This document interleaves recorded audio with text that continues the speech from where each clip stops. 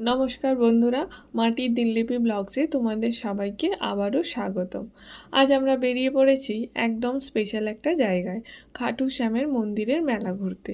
দেখতেই পাচ্ছ, রাস্তায় নামতেই দুই ধারে সারি সারি দোকান। শুরুতেই মটকার দোকান, তারপর খেলনার দোকান, ব্যাট বল, কত কি। আর এই যে সুন্দর আর্টিফিশিয়াল ফুল, ওড়নার দোকান, সব মিলিয়ে একদম মেলার ভাইব। তো সৌরভ বলল, আগে দর্শন করি ভগবানের, তারপর মেলা।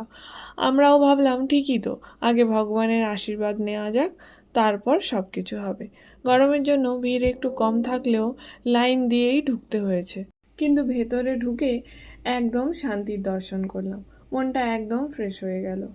বেরিয়ে এসে একটু ছায়া পেলাম, আর ছায়া পেয়েই একটু দাঁড়িয়ে গেলাম।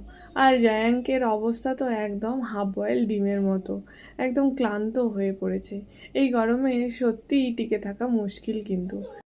তাই আমরা ঠিক করলাম সব কাজ পরে হবে, আগে নিজেদেরকে একটু ঠান্ডা করি। আখের রস খেয়ে একটু শরীরটা ঠান্ডা করা যাক। জায়াঙ্ক অবশ্য খেতে পারবে না, কিন্তু সব জায়গায় আগে হাত বাড়াবে। তাই ওকেও একটু একটু করে খাওয়ানোর চেষ্টা চলছে। আর ও খাচ্ছেও কিন্তু, হ্যাঁ, কারণ গরমটা তো খুবই বেশি না।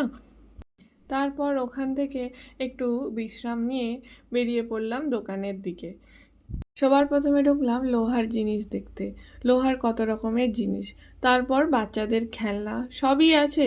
এই ছোট্ট কিচেনের সেটগুলো দেখে সৌরভ তো বলেই ফেললো যে অ্যাঙ্কের জন্য নিয়ে নাও, কিন্তু সত্যি বলতে ও তো বাড়ির থালা বাসন নিয়েই বেশি খুশি।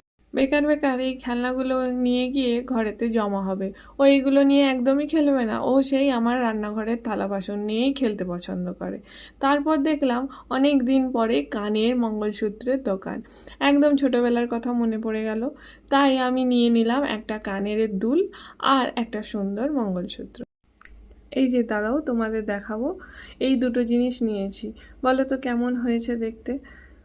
দেখো, রাস্তায় লাইন ধরে দোকান বসেছে। আমরা পুরোটা আর রোদে রোদে হাঁটতে পারলাম না। এলাম এই মাটির হাঁড়ির দোকানে। মাটির নানা রকম জিনিসপত্র আছে। আমাদের একটা জলের কলসি নেওয়ার প্ল্যান আগে থেকেই ছিল, এখান থেকেই যে নিয়ে নেবো সেটা ভাবিনি।